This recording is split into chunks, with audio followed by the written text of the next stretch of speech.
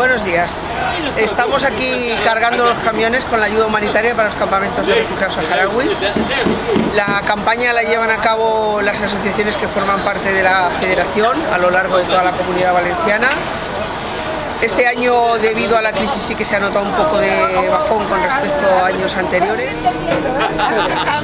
Es una manera de solidaridad práctica de los ciudadanos valencianos con el pueblo saharaui, porque hay que saber que en los campamentos de refugiados viven 176.000 personas que dependen totalmente de la ayuda internacional y esta caravana pues supone vida para los campamentos de refugiados. En estos momentos no hay reserva de alimentos porque desde el año febrero de 2006 que hubo una riada que se llevó las reservas, no han podido recuperarlas, con lo cual siempre está en necesidad. Sí.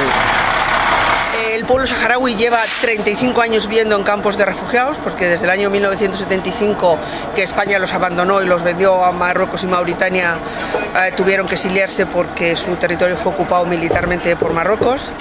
La situación tanto en los campamentos, como ya he comentado, es muy mala.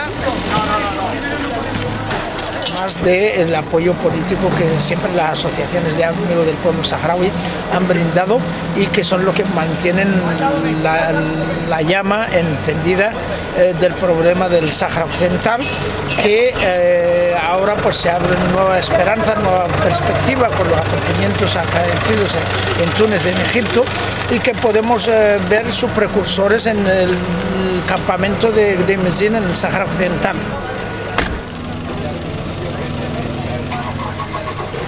Entonces no tenemos que desanimarnos por la crisis, tenemos que seguir haciendo campaña y luchando por conseguir la ayuda para mandar a los campamentos. Entonces, desde la federación y desde todas las asociaciones animamos a todo el mundo a seguir colaborando con nosotros para que el año que viene consigamos más ayuda, más alimentos y más ayuda de todo tipo para enviar a los campamentos de refugiados saharauis.